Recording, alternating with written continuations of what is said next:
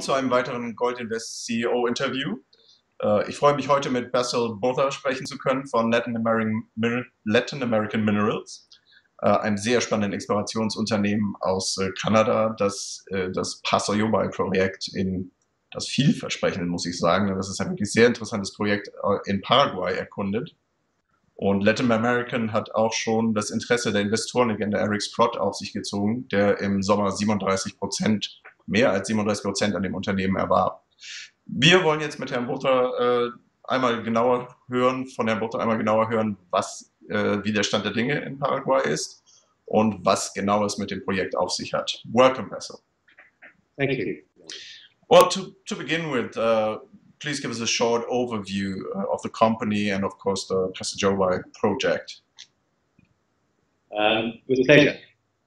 Latin American Minerals has been in Paraguay since about 2006, and in its extensive area that we cover there, it's about 90 square kilometers, which is about 15,000 hectares, with gold showings at surface throughout the project. And that is one of the reasons that essentially the mining began in 2012, is to try and exploit the surface gold in order to conduct exploration. But it's really as far as Paraguay is concerned, it's an unknown country, particularly from an exploration or mining point of view. Latin American Minerals is the only fully permitted mining operation in Paraguay. Interesting. And your project is called, I don't know if I pronounce it correctly, Paso Yobai. And can you tell us a bit about how it is distributed? Are there particular zones of interest you're looking at? Yes, the Paso Yobai area, and if I can give your viewers a little bit more information, it's about 160 kilometers from southeast of Asunción, which is the capital. It's fully drivable. There's electricity on site. It's got good labor in the area. It's predominantly sort of an agricultural area, but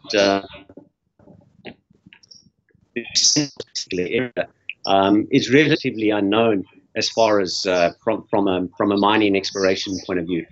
But you know, Paso Yobai is where our country manager, Juan Carlos, really discovered this system way back in 1997. But really nothing was done about it until sort of Latin American Minerals showed up in 2006. And unfortunately, you know, with sort of downturns in the economy and running out of money, very little was done to really further this project and, you know, run it as a proper mining operation with good engineering studies, as well as somebody who had a good look at the exploration potential of it and actually figured out the system. Nobody could really have figured out the system up until now, and I believe we'll cover that a little later on. Okay, thank you. So, but now you're doing something. Now you started an extensive exploration program, drill program, on the project. I think you're looking at 6 targets altogether. Can you tell us how you identified those targets and what you hope to achieve with these drillings? Beyond the common idea was that this was a low sulfidation epithermal system. Dr. Jeffrey Henquist visited the property on 2 different occasions and wrote a very nice report indicating why it was a low sulfidation epithermal system. But we brought in Dr. Quinton Henning, who is an alkaline expert, and he visited the property 2 months ago. I was on site. He gave us all the compelling reasons why, in his mind, it's an alkaline system, and not unlike Cripple Creek in Colorado, and we'll get to that a little later on as well.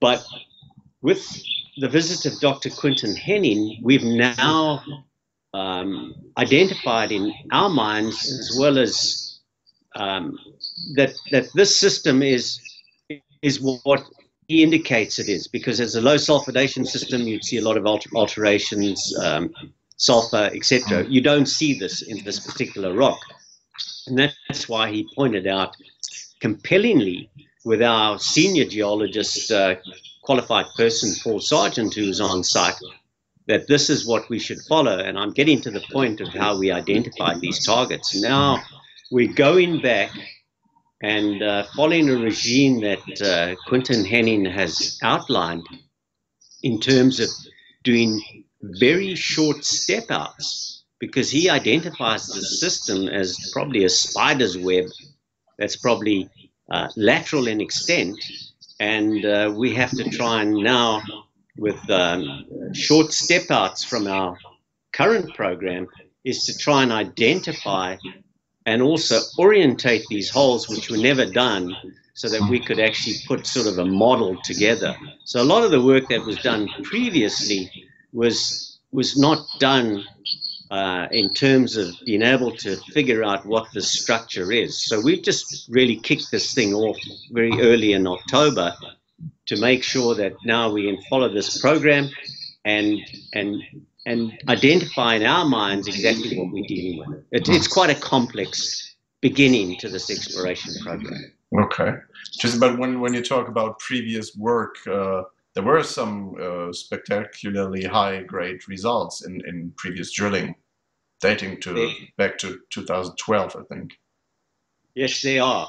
And you know, where there is smoke, there's fire. So previously, at 30 meters, we hit 3 meters of close to, I think it was 96 grams to be quite frank. And then at 80 meters, 106 grams over 3.3 meters. And then we also hit a section of over 600 grams in 0.85 meters. So we know there's a rich system here, because the prolific amounts of free gold, fine gold at surface, we just have to now figure it out, where it's come from, how deep it is, in what's sort of the makeup of the structure of this. But I do believe that since we've taken over this company, we've brought in the right geologists, who have the experience and can actually tell you unequivocally which they have worked on previously, like a Cripple Creek, for example, and identify the same rocks and same structure. Okay, thank you. That's, so it sounds complex, but certainly interesting. Let's get back a bit to you talked about Cripple Creek. Perhaps not everyone is familiar with that. Could you explain as an example for this kind of system you have there? Yeah, Cripple Creek is a mining operation which has been mined for the past 100 years. And over that 100 years, they've produced 23 million ounces of gold. It's probably one of the most richest systems in the world, and has produced some of the most gold in a single mining operation over that length of time. So when you look at and you try to compare, because obviously in this game we like to look at certain types of rock and say, well, do we have that type of rock? And that's really where Quinton Henning comes into the picture, because he's actually worked on Cripple Creek. And if you'll read it, your viewers go to Cripple Creek, there's a compelling story there. But you know, could it be? Couldn't it be? I don't know. You know, we're really just at the forefront of trying to figure this out now that we've identified exactly what type of system it is. And if I understand correctly, I mean, drilling isn't that cheap. So you're using your own drill rig with a driller on site, an experienced guy on site. And you said, or now a quote, this is supposed to reduce drilling costs dramatically. Can you explain to us what that means in terms of hard dollars? Again, when I first came into the company, I requested some quotes, and I was given a quote by a previous driller, $180 a meter, and that didn't include all the assay costs, etc., which normally run at about $25 per meter. And you're not assaying the whole hole, as it were, maybe 50% of the hole or 40% of the hole. You just look for the mineralization and just assay those sections. But so if you add that up, it's well over $200 per meter. And because I have a very good relationship with a driller who's worked for me for many years in Canada, who's worked in South America on and off for 15 years, speaks Spanish, we purchased our own drill. And by my calculation, including assay costs, we will be under $60 Canadian per meter, which gives us, if we're going to go for a 10,000 meter drill program, $600,000 for 10,000 meters, which is actually, you can't beat that sort of price in today's market. But because there are a lot of out-of-work drillers, they're prepared to work on salary, and we can control our costs that way. Yes, certainly sounds like a good bargain, yes. So, as we said, you started that drill program in early October, end of September. When can we expect the first results? Will you put out results as they come in, or waiting to piece together the system? The first hole has been delivered to ALS in Mendoza, Argentina, and it's been prepared and will be then shipped to ALS in Chile, Santiago, to be assayed. And I anticipate those results coming back towards the end of, or middle, towards the third week of November. The turnaround time these days is a lot quicker. In the old days, when things were crazy, it was about 3 months. Okay. These days, it's about 6 weeks. Well, that's good. That's good to hear, because we're eagerly waiting for those results. But and me as I guess. But apart from the exploration potential we just talked about, part of the project area, or on the project area, is a fully permitted mine called Independencia, which you aim to bring back into production shortly. Can you tell us where the work is at, and what kind of production rates you hope to achieve? Yeah, you know, nothing really ever works to 100% to plan, particularly when you're dealing with production and sort of rainy weather conditions. And we've had some delays because we haven't been able to move our heavy equipment out to reconfigure the VAT leach, and I spell that out, VAT leach. It's a little different to heap leach, and in fact it's a lot different to heap leach. So we've been building 3 ponds, which are done, and we anticipate that we will start producing gold in December. The idea is to produce a minimum of 300 ounces of gold per month. Now, that doesn't sound like a lot in terms of production, but if you look at our model, and the model that we've done, created with our engineers and metallurgists, we believe that our costs will be under $500 an ounce. So if we produce gold and we get in $1,200–1,300 an ounce, it will put in the order of about $250,000 per month on our bottom line, which is more than self-sustaining for our operational costs, drilling costs, together with the cash that we've got in the bank. I believe that we won't have to go back to the market for quite some time, unless we want to step up the drill program, put 5 drill rigs on the property and really start getting going on this. And this will all be obviously determined by the results and what we're heading as far as the drill is concerned. But yes, it's a fully permitted mining operation, gold mining operation. It's the only fully permitted gold mining operation in Paraguay. That certainly sounds good. You know, investors like to hear that there isn't a lot of dilution coming their way. So let's hope it all goes according to plan from now.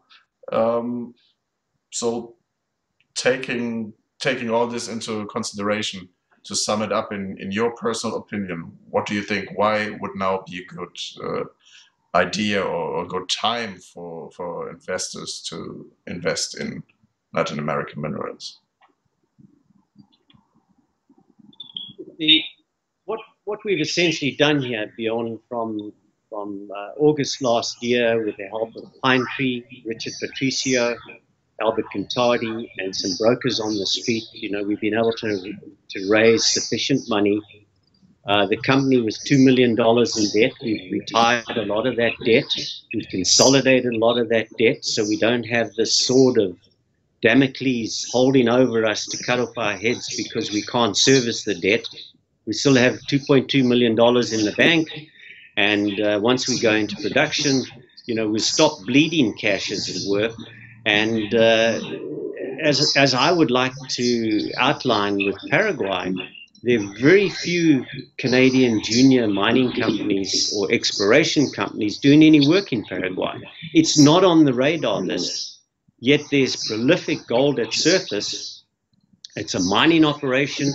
It's conducive. It's got cheap power. We've got roads. We've got good labor.